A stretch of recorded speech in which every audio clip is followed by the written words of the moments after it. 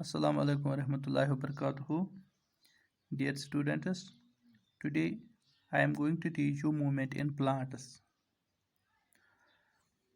कल हमने पढ़ा था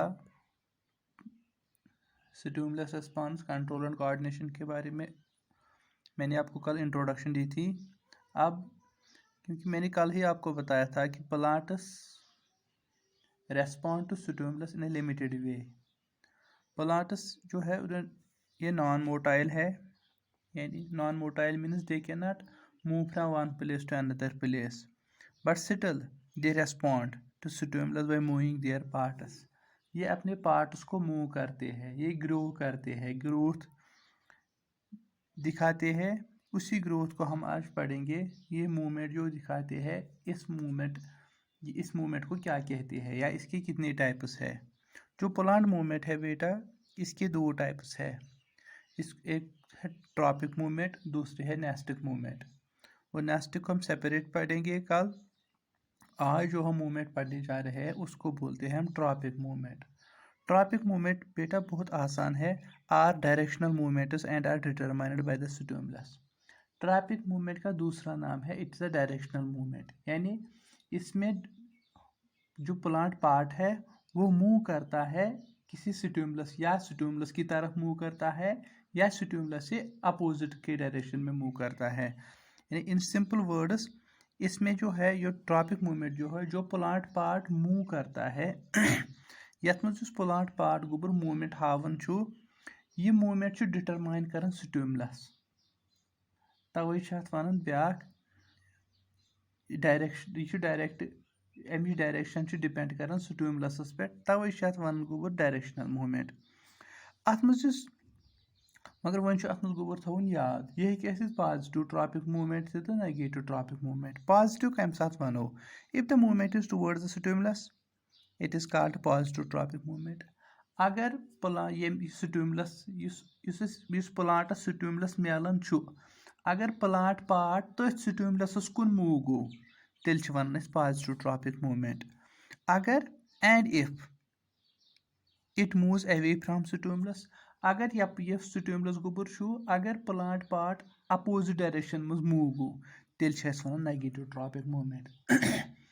stimulus in case of tropic movement, the stimulus determines the direction of the plant part. तवे वन डायरेक्शनल मूवमेंट। वन अगर ये प्लांट पार्ट मूव गो स्टिमुलस कुन, तेल वन पॉजिटिव ट्रॉपिक मूवमेंट। अगर ये मूव गो अवे फ्रॉम स्टिमुलस, तेल गोबर वन नेगेटिव ट्रॉपिक मूवमेंट। वन वो अमिक पाई ट्रॉपिक मूवमेंट्स टाइप्स कुछ कुछ गोडनुक गोबर फोटोट्रॉपिक मूवमेंट। फोटोट्रॉपिक मूवमेंट नाव फोटो मीनस लाइट, यानी यथ मज स्टिमुलस प्लांटस मिलान light as stimulus the shoot. अच्छा वो वो गोबर इस फोटोट्रॉपिक मूवमेंट अक्सर वुचन गोबर, यह प्रेस कुन प्लांटस मज वुचन, मगर ज्यादा पहन कैंसन चीजन वुचन। सनफ्लावर वुचन, तो वो सनफ्लावर अमुक सह पोश गसान तुकुन गुल आफ्ताब। सनफ्लावर गसान तुकुन मूव यपर लाइट पे, यह गसान बेंड तुकुन। अमुक वजह क्या तिकाज the shoot moves towards light. यह शूट या वनो यम सात कुल जमीनस मज रुवन कुलिस जो पार्ट, अ गो अंडरग्राउंड पोर्शन रूट, बे गो अपर ग्राउंड पोर्शन, यानी जमीनस हेर कुन हिस्स तथ वन शूट सिस्टम, जमीनस तल सिस्टम तथ वन रूट सिस्टम। इस पेठिम शूट यह लाइट कुन करन मूव, अत वन यह हसा हावन कस movement, positive phototropic movement, because it moves towards the light and roots move away from the light. Root सह मूव करन अवे फ्रॉम द लाइट, सह जमीनस कुन पकान, यह लाइट कुन पकान कह, अवे फ्रॉम द लाइट। तवे वन shoots show positive phototropic movement. कुलिक जमीन हेर कुन हिस्स सह हावन पॉजिटिव फोटोट्रॉपिक मूवमेंट। जमीनस तल हिस्स तिक सह लाइट नश दूर चलान, तथ वन यह हसा हावन नेगेटिव फोटोट्रॉपिक मूवमेंट। इसमें जो है असल में वजह क्या है कि प्लांट बेंड क्यों होता है सूरज की रोशनी की तरफ, इसकी एक वजह है उसमें शिफ्टिंग ऑफ ऑक्सीजन। ये मैं यहाँ बेटा ये आपको ज़्यादा अच्छी तरह से समझ नहीं आएगा, इसलिए जब हम फाइटो हार्मोन्स प्लांट हार्मोन्स पढ़ेंगे उसमें हमें ऑक्सीजन पढ़ना है, ये उसमें हम डिस्कस करेंगे। पहला पार्ट हमने पढ़ा phototropic movement. Phototropic movement is a movement in which light acts as stimulus. Stimulus अत मज गोबर लाइट, वन प्लांट रेस्पॉन्स हाय। अगर ये लाइट कुन पोक पॉजिटिव फोटोट्रॉपिक मूवमेंट, अगर ये अवे फ्रॉम लाइट मूव गो तेल वन गोबर नेगेटिव फोटोट्रॉपिक मूवमेंट। उसके बाद है जियोट्रॉपिक मूवमेंट। जियो वन अर्थ गोबर, जियो वन जियो गो ग्रेविटी ते, यानी ये जियोट्रॉपिक मूवमेंट वन तथ ट्रॉपिक मूवमेंटस यथ मज स्टिमुलस। फोटोट्रॉपिक मूवमेंटस मज स्टिमुलस लाइट, जियोट्रॉपिक मूवमेंटस मज स्टिमुलस ग्रेविटी। वन गोबर वुचन ग्रेविटी स्टिमुलस, अगर कह चीज ग्रेविटी कुन मूव गो यानी जमीनस कुन गो मूव, जमीनस अंदर आव, तथ वन पॉजिटिव जियोट्रॉपिक मूवमेंट। रूट अचान जमीनस कुन, यह जमीनस कुन पकान, अत वन पॉजिटिव जियोट्रॉपिक मूवमेंट। मगर तिक शूट यह जमीनस पे कुन कुल्युक हिस्सा सह जमीन निश हर पकान, जमीन निश दूर चलान, ग्रेविटी निश अपोजिट ग्रेविटी पकान, तथ वन यह हसा हावन नेगेटिव जियोट्रॉपिक मूवमेंट। उसके बाद थर्ड पार्ट जो इसका है ट्रॉपिक मूवमेंट का, वो है हाइड्रोट्रॉपिक मूवमेंट। हाइड्रो गोबर वन वाटरस, here water acts as stimulus. Phototropic मूवमेंटस गो लाइट एज स्टिमुलस, जियोट्रॉपिक मूवमेंटस गो ग्रेविटी एज स्टिमुलस, हाइड्रोट्रॉपिक मूवमेंटस गो वाटर एज स्टिमुलस। अगर प्लांटुक हिस्सा वाटरस कुन गो मूव, वाटरस अमिच टेंडेंसी यह वाटरस कुनथ मूव करान, तेल वन पॉजिटिव हाइड्रोट्रॉपिक मूवमेंट।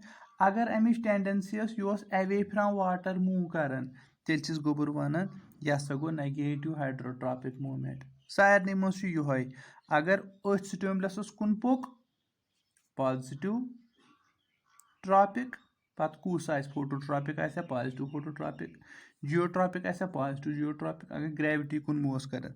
तिथे कन तिकाज रूट्स अक्सर रूट्स मूव कर, रूट्च काम कि अमिस वाटर कर एब्जॉर्ब, इसलिए यह मूव कर वाटरस कुन, यानी रूट्स हावन पॉजिटिव हाइड्रोट्रॉपिक मूवमेंट।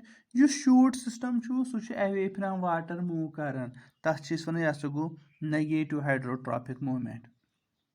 उसके बाद इसका जो फोर्थ पार्ट है वो है कीमोट्रॉपिक मूवमेंट। कीमोट्रॉपिक मूवमेंटस मज गोबर स्टिमुलस, ये गो फोटोट्रॉपिकस मज स्टिमुलस लाइट, जियोट्रॉपिकस मज गो ग्रेविटी, हाइड्रोट्रॉपिकस मज गो वाटर, कीमोट्रॉपिकस मज गो केमिकल्स।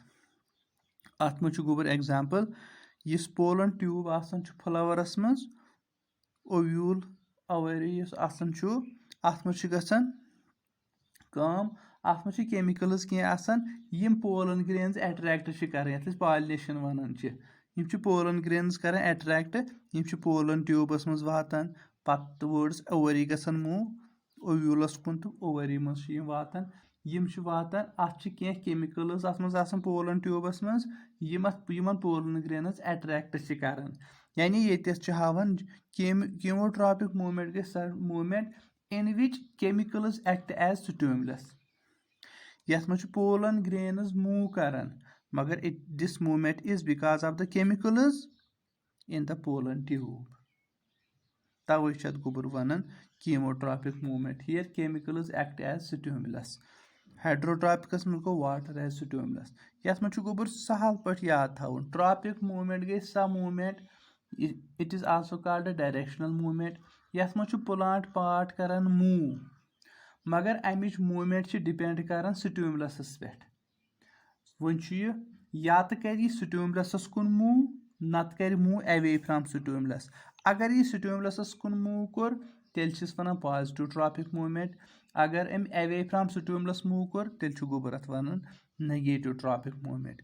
ये बुनियादस पे phototropic positive negative, geotropic positive negative, hydrotropic positive negative. तवे प्रेथ कुन फोटोट्रॉपिकस सब टाइप, जियोट्रॉपिकस सब टाइप पॉजिटिव नेगेटिव, हाइड्रोट्रॉपिकस सब टाइप पॉजिटिव तो नेगेटिव।